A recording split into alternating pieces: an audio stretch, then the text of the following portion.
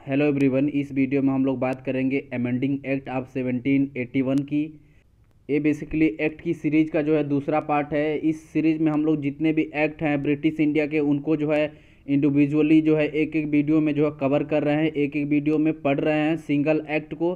तो ये जो है दूसरा भाग है। पहले वीडियो में हमने बात किया था रेगुलेटिंग एक्ट ऑफ 1773 की, तो इस वीडियो में हम लोग बात करेंगे अमेंडिंग एक्ट ऑफ 1781 की। तो चलिए देखते हैं इस एक्ट के बारे में और इसके मुख्य प्रावधान क्या है, मुख्य बिंदु क्या है, उसको देखते हैं। अगर इसके पहले आपने रेगुलेटिंग एक्ट ऑफ 1773 का जो है वीडियो नहीं देखा है तो आप देख सकते हैं, उसका लिंक मैं डिस्क्रिप्शन में प्रोवाइड कर दूंगा। अगर हम बात करें कि अमेंडिंग एक्ट 1781 का जो है वो आया क्यों था, तो ये इसलिए आया था, जो रेगुलेटिंग एक्ट था 1773 का, 1773 का जो रेगुलेटिंग एक्ट आया था, उसके जो कमियों को दूर करने के लिए, उसमें जो खामियां थी उनको जो है दूर करने के लिए, सुधार करने के लिए बेसिकली ये जो है एक्ट लाया गया था। और इस एक्ट को जो है हम एक्ट ऑफ सेटलमेंट भी बोलते हैं, ठीक। तो इसको आपको याद रखना है, इस एक्ट को एक्ट ऑफ सेटलमेंट बोलते हैं। इसके तहत जो जितने भी कमियां थी, खामियां थी, उनको जो है सेटल किया गया था।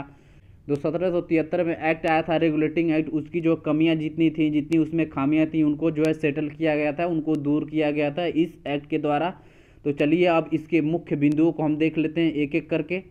जैसा कि हम लोग जानते हैं, जो रेगुलेटिंग एक्ट आया था 1773 का, उसके तहत जो है एक सुप्रीम कोर्ट की स्थापना की गई थी कलकत्ता में। और इस एक्ट में बेसिकली जो है सुप्रीम कोर्ट के दायरे को जो है कम किया गया था, इसके जो है जुरिस्डिक्शन को कम किया गया था।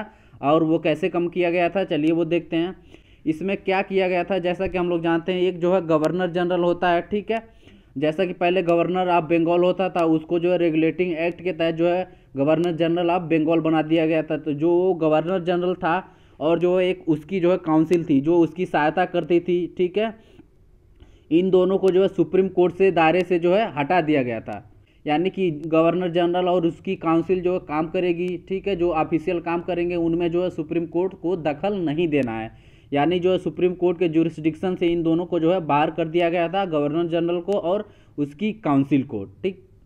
और इसी के साथ साथ जो कंपनी के सर्वेंट होते थे, उनके ऑफिशियल एक्शन के लिए, उनके जो आधिकारिक काम के लिए, ठीक है, सुप्रीम कोर्ट उनके आधिकारिक काम में दखल नहीं देगा।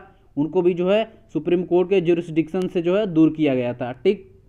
पहले क्या करता था सुप्रीम कोर्ट, जो रेवेन्यू से रिलेटेड जितने भी मैटर होते थे, ठीक है, चाहे रेवेन्यू कलेक्शन से, उनमें जो है सुप्रीम कोर्ट दखल देता था। तो इस एक्ट में बेसिकली क्या किया गया था, सुप्रीम कोर्ट को जो है रेवेन्यू मैटर से जो है एक्सक्लूड कर दिया गया। यानी कि रेवेन्यू से रिलेटेड जो कोई भी मैटर हो, कोई भी बात हो, उनमें जो है सुप्रीम कोर्ट अपनी दखल नहीं देगा। चलिए कुछ और पॉइंट्स हैं, उनको भी देख लेते हैं।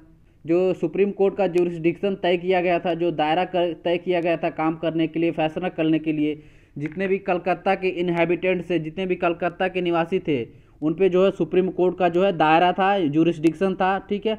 उनसे रिलेटेड जो वो फैसले कर सकता था, ठीक है, चाहे वो हिंदू हो, चाहे वो मुसलमान हो, चाहे वो क्रिश्चियन हो, ठीक है।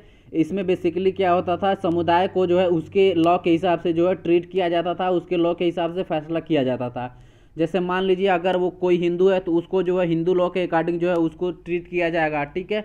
कोई मुस्लिम है तो उसको जो है मुस्लिम लॉ के अकॉर्डिंग, जिसको मोहम्मदन लॉ बोलते हैं, उसके अकॉर्डिंग जो है उसको ट्रीट किया जाएगा, ठीक।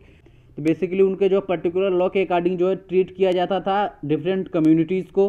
अगला इसमें पॉइंट है, ब्रिटिश इंडिया का जो जुडिशियल सिस्टम था, पहले तो एक प्रोविंशियल कोर्ट होता था हर एक प्रोविंस में, उसके बाद जो है सुप्रीम कोर्ट होता था उसके ऊपर, ठीक है।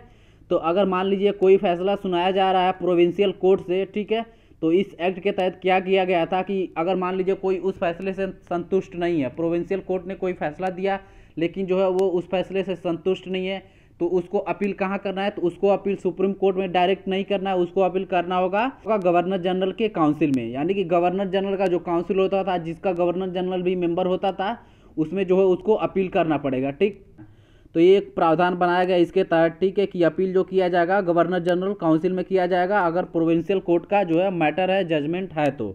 और इस एक्ट के तहत बेसिकली जो गवर्नर जनरल था उसको ये पावर दिया गया था, वो जो है रेगुलेशन बना सकता है प्रोविंशियल कोर्ट और काउंसिल को रेगुलेट करने के लिए, उससे जो है रिलेटेड जो है रेगुलेशन बना सकता है। तो ये कुछ मुख्य प्रावधान थे अमेंडिंग एक्ट ऑफ 1781 के। आई होप आपको समझ में आ गया होगा। अगर आपको वीडियो अच्छा लगा हो तो आप सपोर्ट कर सकते हैं मुझे चैनल सब्सक्राइब करके। Thanks for watching, stay learning and stay happy, peace out.